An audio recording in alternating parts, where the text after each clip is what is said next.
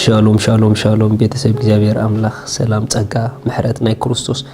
ምስ ኩልኹም ኣና ሓኹም ሰላሕ ዲኔ ከም ክርስቶስ ዝገልጽ ትውልዲ ዓለም ለኻዊ ቤተ ክርስቲያን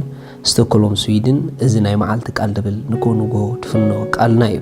ንዝበለጸ መዓልቲ ዝበለጸ ቃል ንካፈለሉ ፕሮግራም እዩ ክብርና ኣምላኽ ይኹን ሎሚ ንካፈሎ ቃል ከምዚ ዝብል እዩ ናብ ኣምላኽ ትኩረትና ንገብረሉ ሰለስተ መንገዲ ናብ እግዚአብሔር ትኩረትና ንገብረሉ ሰለስተ መንገዲ ሪኹም እግዚአብሔር አምላኽ ኣብ ህይወትና ከም ትስቁ ሰርሖ ዝደሊ ንኽሰርሕ መጀመርታ ግን ናትና ትኩረት ይደሊ እዩ ምኽንያቱ ናትና ትኩረት እንተዳ ኣደይ ረኺቡ እሱ ኣባና ክገብሮ ዝደሊ ንኽገብሮ ከነሸግሮ ንኽእል ኢና እግዚአብሔር ኣብ ነፍሱ ወከፍ ሰብ ጽቡቕ ሓሳብ ጽቡቕ ዕላማ ጽቡቕ ኣጀንዳ ኣለዎ ነገር ግን እግዚአብሔር ሓንቲ ድሽገረላ ነገር እንታይ ኣተዳ ኢልኩምኒ ትኩረቶም ናብኡ ዝገብሩ ውሑዳት ሰባት ምዃኖም እዩ ምኽንያቱ ትኩረትናትካ ትኩረትናተይ ናብ እግዚአብሔር ክንገብሮ ናተይናትኩምን ሪስፖንሲቢሊቲ እዩ እናትና ሓላፍነት እዩ ስለዚ ትኩረትና በኻልኸ ይተሓስ ናይ ልብና ትኩረት ናብ እግዚአብሔር ጥራሕ ከም ዝጥመት ክንገብሮ ይግበአና እዩ እንተ ደኣ ናይ በሓቂ ናይ ልብና ትኩረት ናብ ኣምላኽ ጌርናዮ እግዚአብሔር ድማ ኣብ ህይወትና ክገብሮ ዝደሊ ነገር ብሓይሊ ክገብሮ ክምችኦ ይኽእል እዩ ኢየሱስ ንዘለዓለም ጎይታ እዩ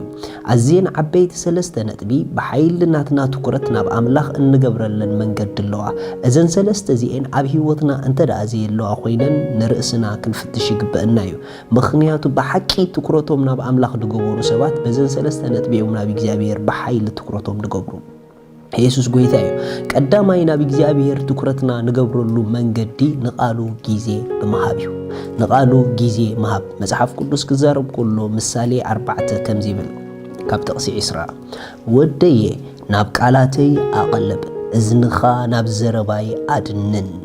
ንዝረኽበን ህይወቱ ንብዘሎ ስጉኡ ኸኣ ፈውሱ እሞ ኣብ ቅድሚ ዓይንኻ ኣይተርሕቀን ኣብ ውሽጢ ልብኻ ዕቆረን ህይወት ካብያ ትፍልፍል እሞ ልዕሊ ኩሉ ንልብኻ ሓልዎ ሪኹም ወደየ ኢሉ ብጣዕሚ ዝገርም ናብ ቃላተይ ኣቐልብ እግዚአብሔር ኣምላኽ ናብኡ ነቕልበሉ መንገዲ ነጊሩና እዩ ትኩረትና ናብኡ ንገብረሉ መንገዲ ነጊሩና እዩ ትኩረትና ናብኡ ንገብረሉ ኣቓልቦና ናብኡ ንገብረሉ ንቃሉ ጊዜ ብምሃብ እዩ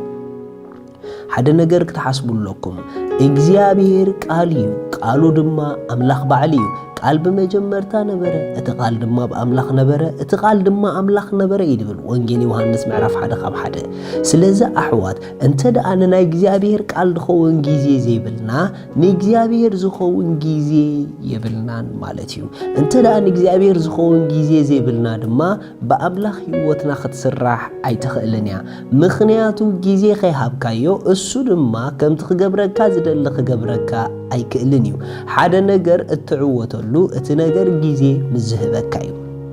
ሪኹም ኣሕዋት ኣምላኽ ካባና ዝደልዮ ሓደ ነገር እዩ ትኩረት ልብና ይድደሊ እቲ ስራሕ ቀጪሉ ግን ናትኩም ኣይኮነን ናቱ እዩ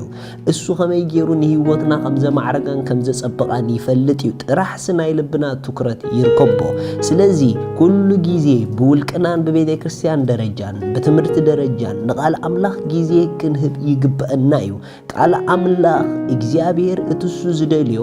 ዝሰርሖ በቃሉ ገይሩ እዩ ቃለይ ኣፍታ ኣነ ዝለኣኽክዎ ነታ ኣነ ዝደልኹ ኸስልጥ እዩ ስለ ዝብል ከየስለጠ ድማ ናባይ ኣይምለስን እዩ ስለ ዝብል ቃሉ ብሓቂ ከምታ ኣምላኽ ዝደልዮ ገይሩ ንህይወትካ ንህይወተይ ንኽሰርሕ ናይ እግዚአብሔር ዝዓበየ መሳርሒ ቃል ኣምላኽ እዩ ናይ እግዚአብሔር ኣጻብዕቲ ቃል ኣምላኽ እዩ እግዚአብሔር ንህይወት ሰብ ብኢሉ ዝድህስሳ በቃሉ ገይሩ እዩ ስለዚ ንቃሉ ጊዜ ክትቦ ጀሚርካ ማለት ንናይ እግዚአብሔር ኢዳብ ህይወትካ ክትሰርሕ ጊዜ ክትባ ጀሚርካ ማለት እዩ ኢየሱስ ንዘለዓለም ጎይታ እዩ እቲ ካልኣይ ኣቓልቦና ናብ እግዚአብሔር እንገብረሉ ትኩረትና ናብ ኣምላኽ እንገብረሉ ንእግዚአብሔር ትኩረት እንህቦ ካልኣይ መንገዲ ብጸሎት እዩ ሪኹም ክንጽሉ ከለና ልብና ንእግዚአብሔር ትኩረት ዝህብ ዘሎ ልብና ናብ ኣምላኽ ይዘቕልብ ዘሎ ብዙሕ ጊዜ ናይ ጸሎት ሰባት ተዳሪኹሞም ኣብ ህይወቶም ብዙሕ ናይ ኣምላኽ ፍቓድ ክፍጸም ከሎ ኢና ንርኢ ምኽንያቱ ካብቲ ሓደ ትኩረት ልብና ናብ እግዚአብሔር እንገብረሉ መንገዲ ጸሎት እዩ እንተዳ ንጸሎት ዝኸውን ጊዜ ዘይብልኩም ኮይኑ ብኻልእ ኣዘራርባ ንኣምላኽ ዝኸውን ጊዜ የብልኩምን ስለዚ እቲ ብኣምላኽ ኣብ ህይወትኩም ክፍጸም ትደልይዎ ነገር ተስፋ ጥራሕ ኮይኑ ክተርፍ እዩ ريخم እግዚአብሔር ኣብ ህይወትና ክገብሮ ዝደሊ ነገር ዝገብረሉ መንገድታት ኣሎ እቲ መንገዲ መሓስካ ኣናትና ግደ እዩ ንኽጽልዩ ግዜ ከም ለባማት ክትዕድጉ ክንዕድግ ይግበአና እዩ እቶም ግዜ ዓዲጎም ከም ለባማት ኣቅድመ ኣምላኽ ዝመላለሱ መን እዮም እቶም ብጸሎት ንእግዚአብሔር ግዜ ዝህቡ ሰባት እዮም መጽሐፍ ቅዱስ ክዛረብ ከሎ ወንጌል ማቴዎስ ምዕራፍ 5 ምዕራፍ 6 ይቕሬታ ከምዚ ይብል ካብ ጥቕሲ 9 ንስኻትኩም ስኸምዚልኩም ዳ ጸልዩ ኣብ ሰማይ ትነብር ኣቦና ስምካ ይቀደስ መንግሥትኻ ትምጻእ ፍቓድካ ከምታ ኣብ ሰማይ ከምኡ ድማ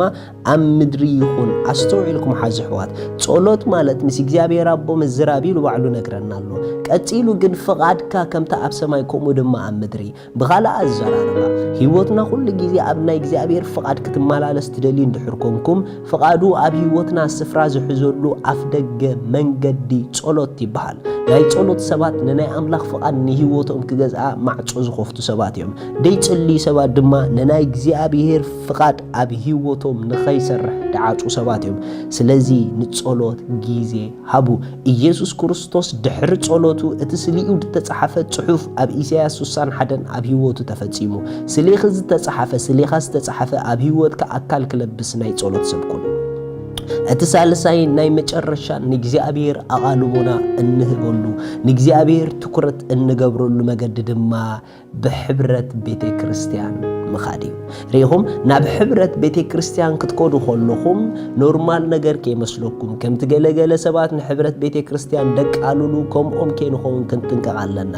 ምኽንያቱ ካብቲ ሓደ እግዚአብሔር ኣምላኽ እሱ ብዝቐብኦም ሰባት ገይሩ ንህይወትና ጸጋ ዘፍስሰላ ንህይወትና ዝመርሐላ ኣዒንትና ዝኸፍተሉ መንገዲ ዘርኤና ኣብ ቤተ ክርስቲያን እዩ ሪኢኹም እግዚአብሔር በታ ኣብ ቤተ ክርስቲያን ንሱ ዘቐመጦም መራሕቲ ንሱ ዘቐመጦም ኣገልገልቲ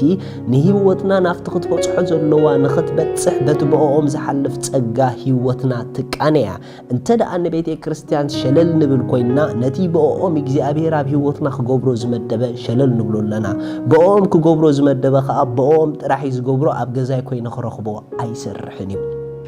ሓደ ነገር ክነግረኩም ኣሕዋት ብሓቂ ልቡና በኣምላኽ ዘተኩር ሰብ ኣብ ህይወቱ ዝረአ ምልክታት ኣለዉ ብሓይሊ ዝረአዩ ዞም ሰለስተ ምልክት እዮም ብሓቂ ብእግዚአብሔር ድቀጻጸል ዘሎ ሰብ ልቡ ምስ ኣምላኽ ዘሎ ሰብ ሓደ መስቃል ይዝውዕል ካልኣይ ንጸሎት ይዝውዕል ሳልሳይ ከዓ ንሕብረት ቤተ ክርስቲያን ሸለል ኣይብልን እዩ መጽሓፍ ቅዱስ ዕብራውያን ምዕራፍ 10 ዕብራውያን ምዕራፍ 10 ጥቕሲ 25 እዚ ኸኣታ መዓልትቲኣ ትቐርብ ከም ዘላ ኣጸቢቕኩም ትርእዩ ኣለኹም እሞ ንሕድሕድኩም ንመዓዓድ እምበር ገሊኣቶም ልማድ ከም ዝገብርዎ ኣኼባና ኣይንሕደግ ኣኼባና ካልኦት ልማድ ከም ዝገብርዎ ሕማቕ ልምዲ ብህይወቶም ከም ዝመጾም ከምኡ ኣኼባና ከይናሓድግ ንጠንቀቕ ንምንታይ ተተባህለ ኣብታ ኣኼባ ዝኸውን ሰናይ ነገር ኣሎ ኣሕዋት ብሓንሳብ ክሓብሩ ከሉ ዝፍጸም በረኸት ኣምላኽ ኣሎ ኣብታ ኣኼባ ምስ እንኸይድ ህይወትና ትቃነየሉ ትመሃረሉ ትስልጥነሉ ስፍራ እዩ ስለዚ ብሓቂ ክትስልጥኑ ንእግዚአብሔር ብቤተ ክርስቲያን ብምኻድ ሕብረት ብምግባር ትኩረት ሃብዎ ኣብ ገዛኹም ጥራሕ ኮፍ ኣይትበሉ ቤተ ክርስቲያን ንኹልና የድልየና እዩ ኣምላኽ ሰማይ ብነገር ኩሉ ምስ ኩልኹም እዩ ንጎይታና ኢየሱስ ክርስቶስ ወሲንኩም ደይተቐበልኩም በዚ መዓልቲ እዚ ዕድመ ይቕርበልኩም ኢየሱስ የድልየኩም ህይወታዊ ኣደላ ንጎይታ ተቐበልዎ